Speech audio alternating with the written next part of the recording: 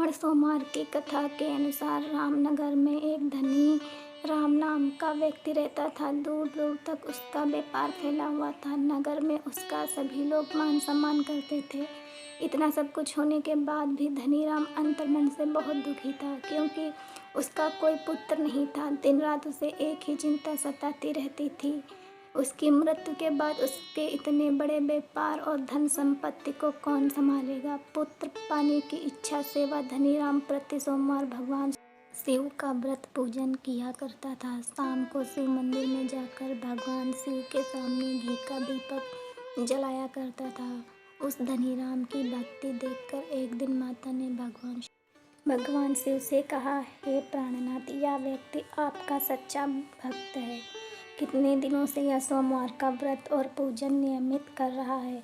भगवान आप इसकी मनोकामना पूर्ण करें।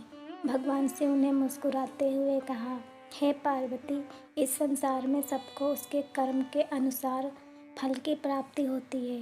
प्राणी जैसा कर्म करते हैं उन्हें वैसा ही फल प्राप्त होता है। इसके बावजूद पार्वती माता नहीं मानी। उन्होंने आग्रह करते हुए कहा, नहीं प्राणनाथ, आपको इसकी इच्छा पूर्ण करनी ही पड़ेगी। यह आपका अनन्य भक्त है। प्रति सोमवार आपका विधिवत व्रत रखता है और पूजन अर्चना के बाद आपको भोग लगाकर एक समय भोजन ग्रहण करता है। आपको इसे पुत्र प्राप्ति का वरदान देना ही होगा।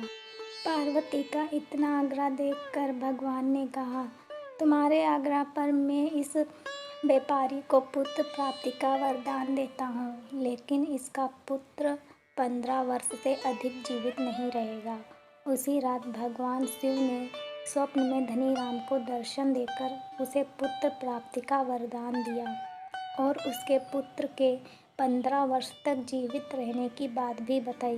भगवान के वरदान से धनी राम को खुशी तो हुई, लेकिन पुत्र की अल्प आयु की चिंता ने उस खुशी को नष्ट कर दिया। धनी राम पहले की तरह सोमवार का विधिवत व्रत करता रहा। कुछ महीने पश्चात उसके घर अति सुंदर पुत्र उत्पन्न हुआ।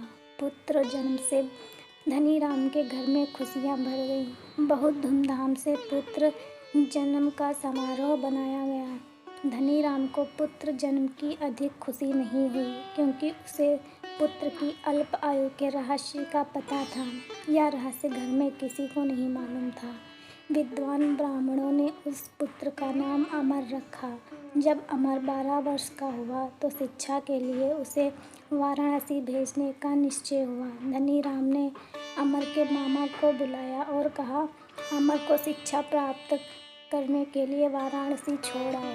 अमर अपने मामा के साथ शिक्षा प्राप्त करने के लिए चल दिया। रास्ते में जहाँ भी अमर और उसके मामा रातें विश्राम के लिए ठहरते, वहीं यज्ञ करते और ब्राह्मणों को भोजन कराते थे। लंबी यात्रा के बाद अमर और उसके मामा एक नगर में पहुँचे। उस नगर के राजा की कन्या के विवाह की खुशी में पूरे नगर को सजाया गया था। निश्चित समय पर बारात आई, लेकिन वर का पिता अपने बेटे के एक आँख से कानी होने के कारण बहुत चिंतित था। उसे इस बात का भय सता रहा था कि राजा को इस बात का पता चलने पर कहीं वह विवाह से इनकार न कर दे।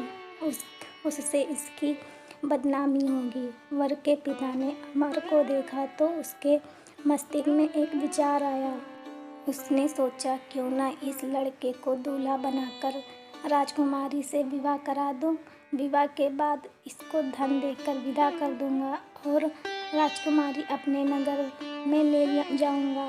वर के पिता ने इसी संबंध में अमर और उसके मामा से बात की।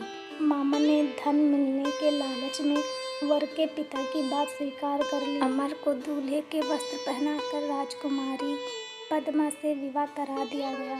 राजा ने बहुत सा धन देकर राजकुमारी को विदा किया। अमर जब लौट रहा था तो सच नहीं छिपा सका और उसने राजकुमारी की ओढ़नी पर लिख दिया, राजकुमारी, तुम्हारा विवाह तो मेरे साथ हुआ था।